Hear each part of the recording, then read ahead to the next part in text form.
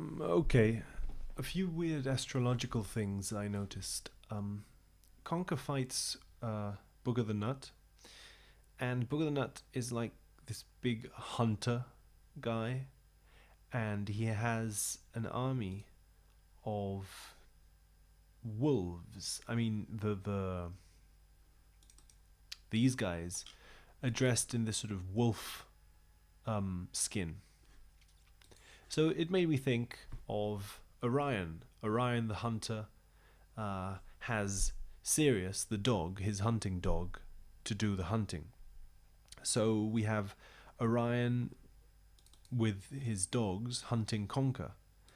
Now, the interesting thing is though that Conker beats the hunter, and in Greek mythology, it was Scorpio who killed Orion. So of course, this made me think of the final battle, where we have Conker with these two giant pincers, which look a lot like a scorpion or Scorpio. So, so we have Conker resonating with Scorpio. Now, where it gets a bit strange, though, is that Conker's first appearance in a video game was Diddy Kong Racing, and Diddy Kong Racing was released initially in November 14th. This falls within Scorpio. So if we take this game to be the birth of Conker, then Conker astrologically is a Scorpio, resonates with Scorpio, and kills Orion the hunter. So, more weird astrological stuff. We have one of the typical things I notice in astrological things is just this general move from the age of Pisces to the age of Aquarius, and the king, the old authority figure, his rug has this sign, which is very similar to fish, basically, to Pisces. In fact, the Pisces sign is very similar to this, the Vesica Pisces. And,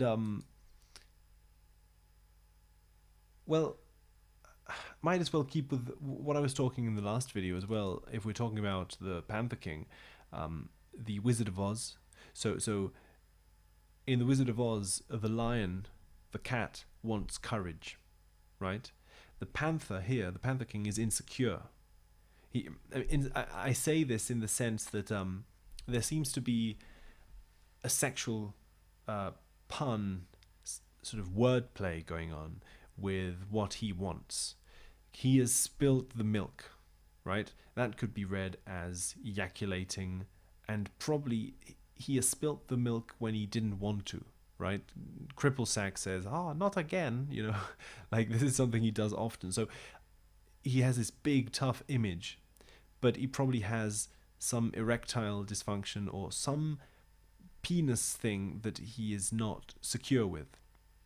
This is a common theme with most of the bad guys in this game, including Booger the Nut, who is so insecure he carries this massive bone with him, right?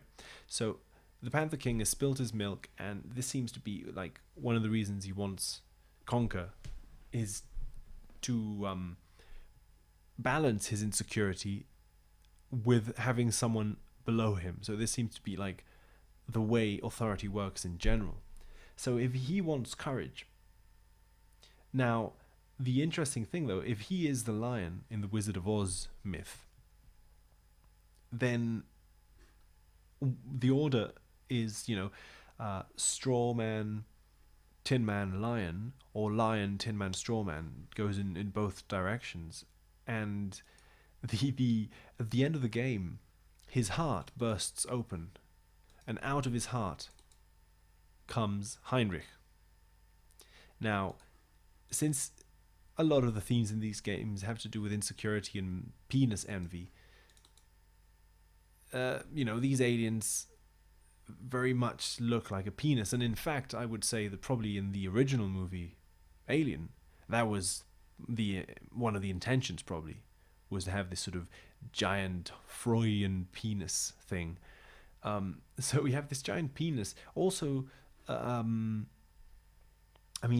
coming out of the heart, right?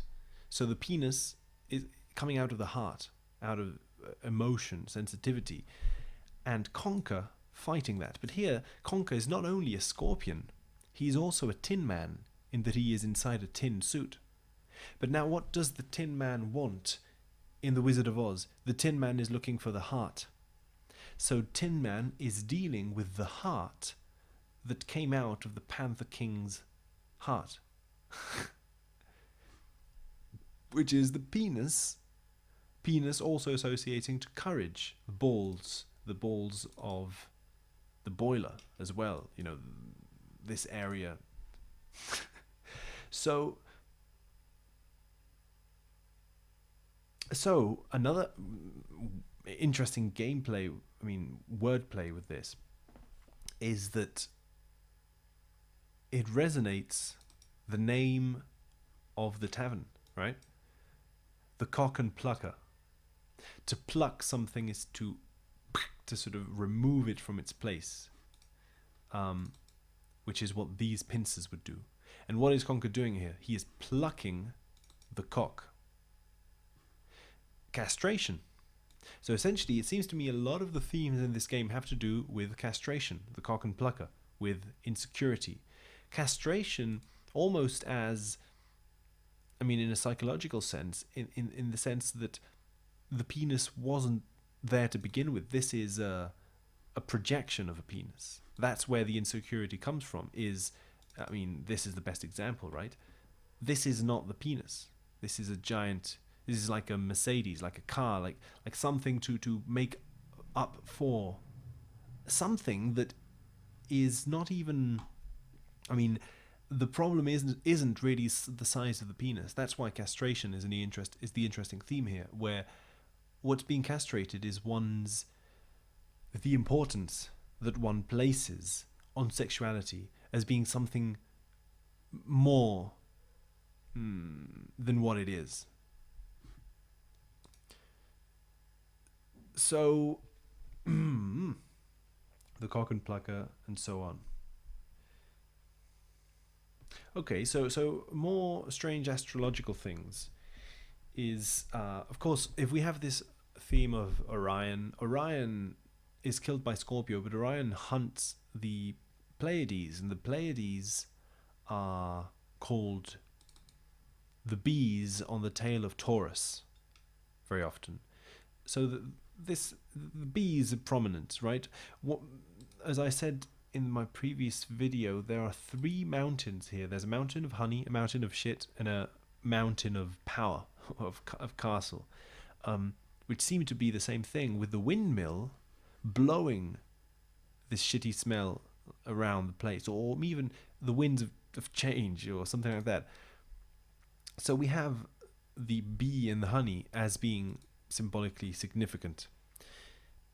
But if the bees are on the mane of Taurus and they are next to the shit, then we also not the mane, the tail. The tail, I think, right? The tail is associated to the ass as well. So here we have the bull connected to the bull's eye, right? And the bull's eye is another name for Aldebaran, which I think is the brightest star in Taurus, or something like that. So we have the brightest star in Taurus, and behind the sisters, the 3 cows are like the 3 sisters, and the name sisters is often used to refer to the Pleiades as well. So the Pleiades next to or in Taurus. Now, the thing is, though, the other king star. So I think Aldebaran is a king star. The other ones are Scorpio, Leo, and Pisces. So Leo, the Panther King, Pisces associated to the Panther King, and Scorpio associated to Conker. Now I said before, I think the berry is like Berry, the girlfriend, and the screaming shits are like the singing shit. But the thing is that the singing shit, the great mighty Pooh, as a symbol for kingship, has another interesting trait, which is the great mighty Pooh eats corn, right? We see the great mighty Pooh grabbing a little sweet corn. So sweet corn is inside the mighty Pooh's belly. Now, another character with a belly full of sweet corn or corn is Birdie, right? I mean, Birdie's damn it.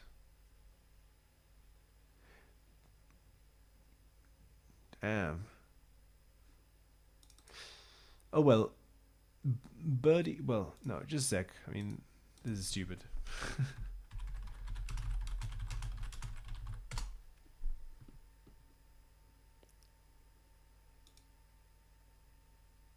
Right, yeah, I mean, Birdie has corn written on his belly in big letters, right?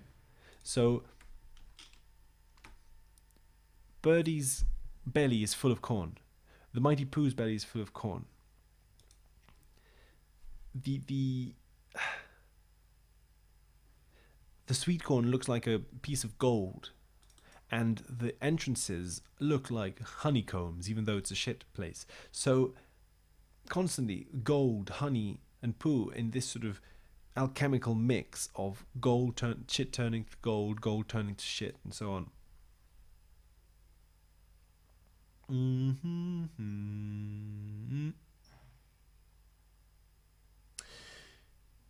Now, oh yeah, okay. So we have. I said before how the little girl has a flower on her dress, which then is the same flower as Berry has in her apartment. So Berry and the little girl seem to be different versions of the same character. But then there's another connection to this, which is that the sunflower is also... Where the hell is everything? Oh yeah, okay. The sunflower is also a flower. So the flower, the little girl, Birdie, but also this sort of hypersexualized, idealized, this sort of male ego's idealized version of femininity. A sort of a non-existent notion, which could explain why Berry is kidnapped. Because she becomes very clearly... it's almost as if, as Conker advances through his game, all the projections in his life start fading away, and he has to deal with them and accept responsibility for them. So, for example, we get Berry, as I said in the last video, becomes surrounded by bones in like a puppet. She becomes a puppet in Conker's imagination, because Conker wasn't looking at her as an actual human being, but more, as if this was a dream, the different representations. If this was Berry and this is Conker the king, as a wasp bee, then also we have the sort of an idealization of puppets, which here then is expressed as literally a puppet on the bear's hand, in the bear's hand.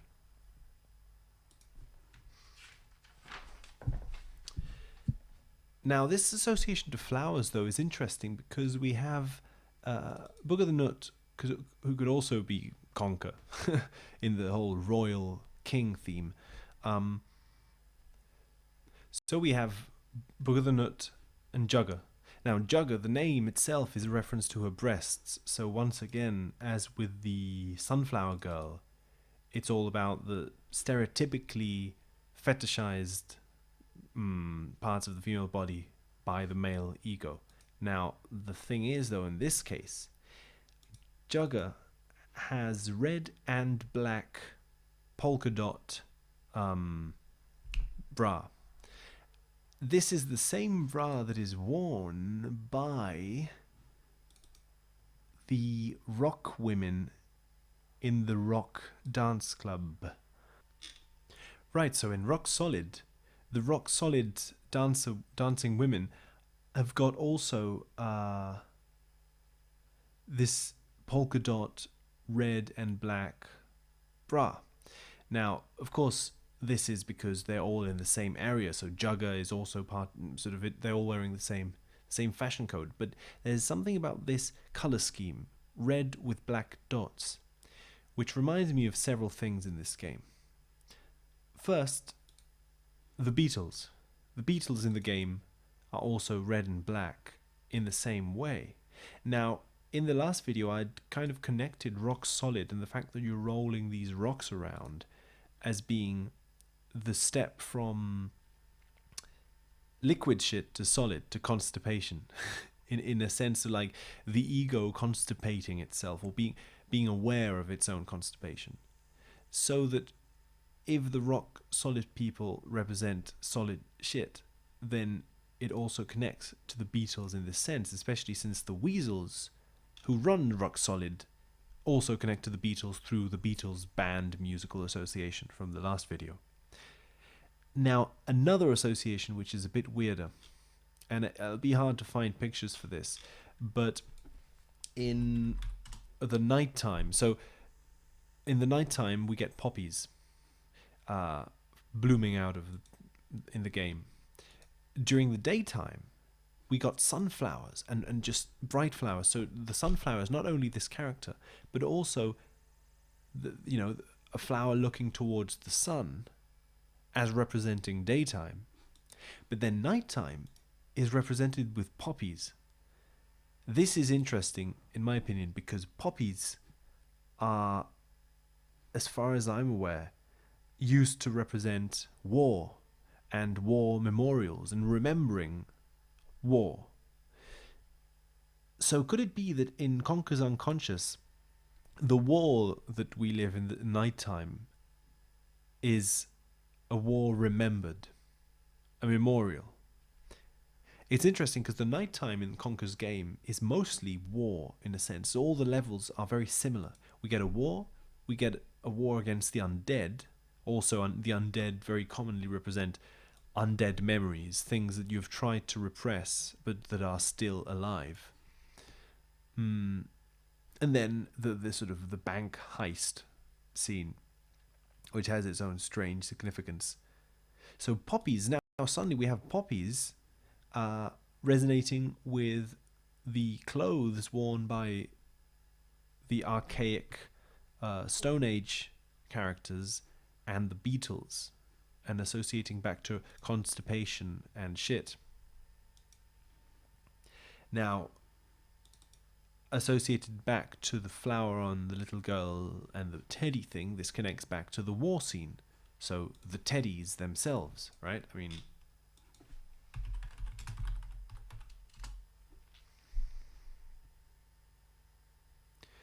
we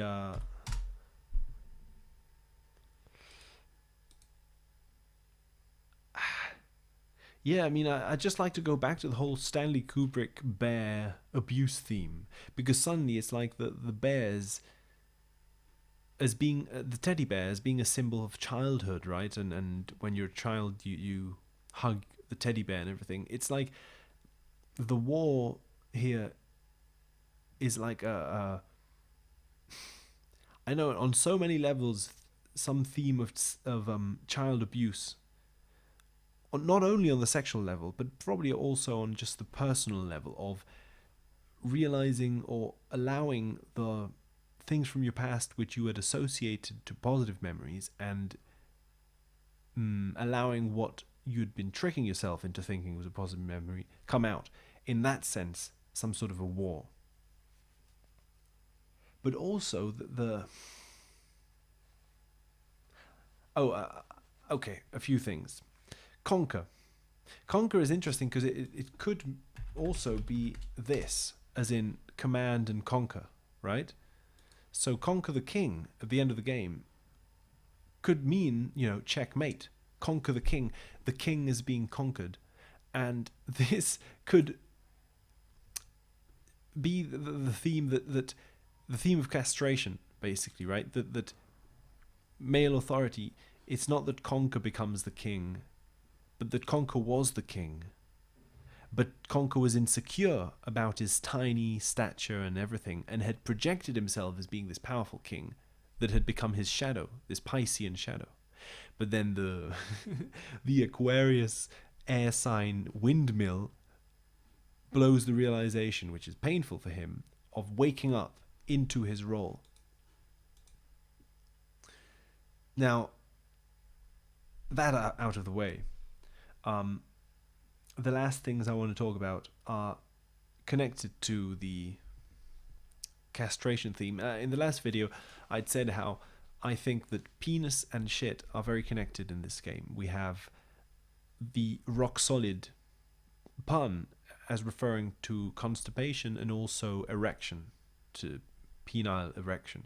So we have a combination between anal retention, constipation, and penis.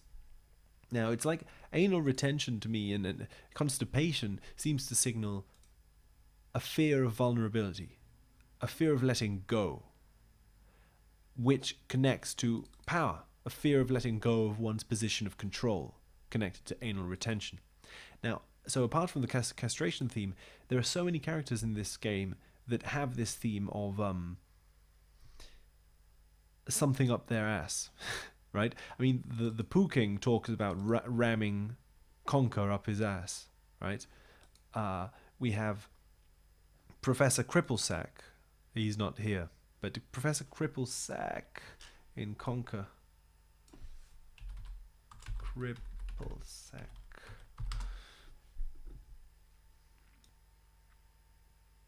Has this sort of his butt is aligned with this flame, right? It's like he has, it's almost as if he is flying out of his butt, or something. His butt and the seat is emphasized. The castle where he works, this sort of Gothic architecture place, right? This sort of Gothic castle, is the typical place where a gargoyle would sit, these spiky bits, right? And the gargoyle at the beginning of the game tells us that it's been sitting on Gothic architecture for so long that it really gets up his ass, right? Damn it. Here it was. Loady.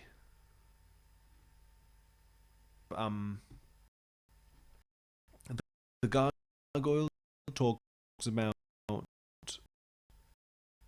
things being stuck up its ass, and in fact the game begins with the gargoyle unplugging its ass. So that's almost like what allows the quest to begin, is the unplugging of the ass, and then the gargoyle himself becomes an obstacle which plugs the gateway, which then Conker undoes, the same way as the Pooh King is a plug, an obstacle in the gateway associated to the ass.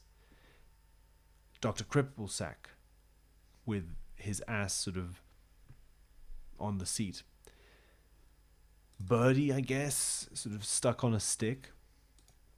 And, of course, the little girl, being a puppet with her ass being rammed down the teddy's arm. Now, this is strange, because then we start getting the theme of anal retention connected to the theme of puppets. Being a puppet, being an image, a projection, something that isn't actually alive. And this sort of connects with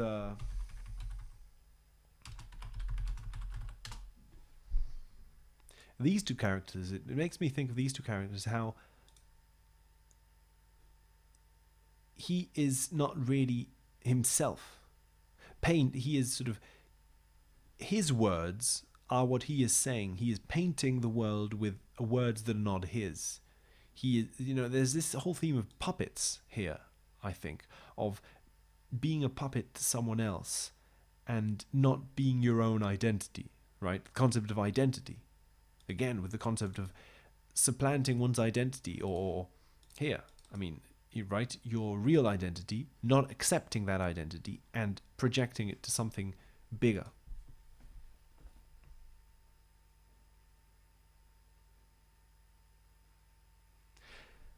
I'd like to say also how Dr. Professor Cripplesack is one-eyed. He has, I mean, one of his eyes is emphasized,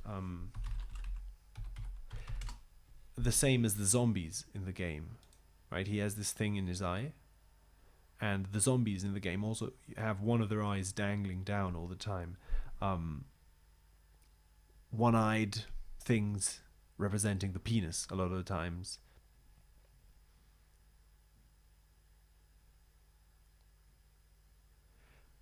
And while we're on the topic of this and astrology, I also like how the Pooh King, in one of the lyrics of the song, refers to my chocolate starfish. Now, this refers to the anus, of course, but it also makes me think of starfish. A star and a fish is Pisces. And the windmill is an air sign, Aquarius. So, in the game, right, with the windmill, I think the joke with the windmill is the fact that there's this giant mountain of poo, and a windmill only just sort of, tries to get the smell away. So, once again, starfish, Pisces, and transcending it into Aquarius.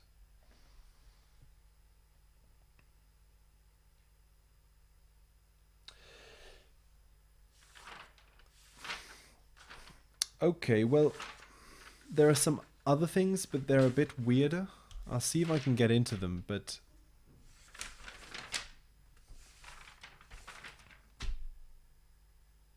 Right, so...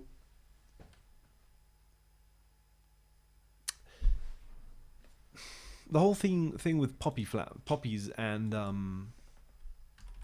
the poppy, the red and black theme, connected all to to the ladybird beetle thing. Now we have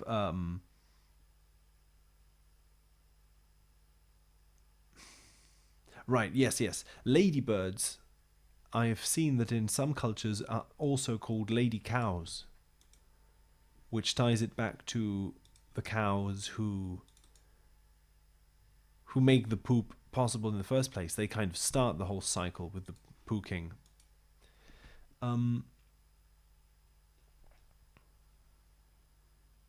Now, okay, apparently also a bull, in some cultures, the image of a bull buried in poop is a symbol of fertility. Now, in this part of the game, here is where the poop goes. So under here, that you can imagine there's like a giant pool of poop, and this bull ends up falling through here.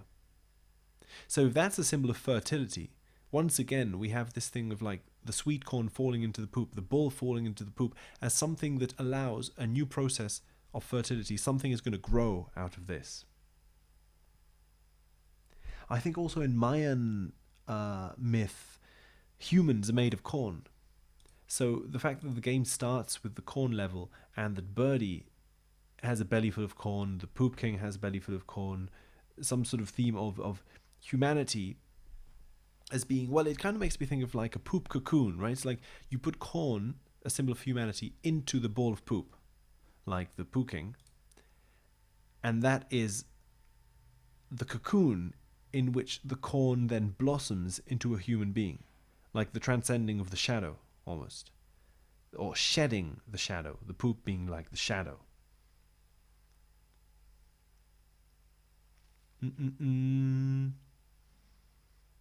Oh no, I think also in Mayan myth, the corn god is sometimes called the cocoa god, so the chocolate god. So the corn god, the chocolate god, again, poop and corn together. Oh, and in Egypt, dung beetles were associated to sunflowers because the dung beetle rolls its ball of poop circling around the sun. So that I think the image of the beetle in Egypt was also like the beetle rolling the sun in the sky as a ball of poop. So the beetle then connects back to the poppy flower, and through the flower back to the sunflower itself.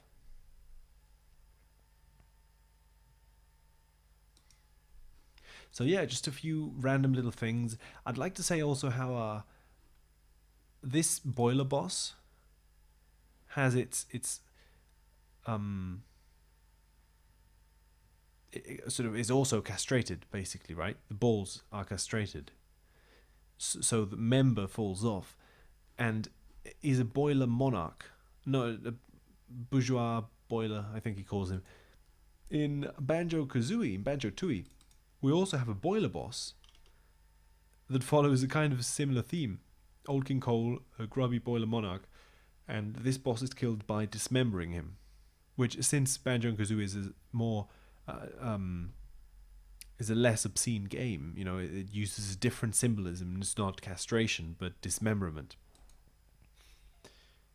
But both being rare games, I think they drink from the same fountain.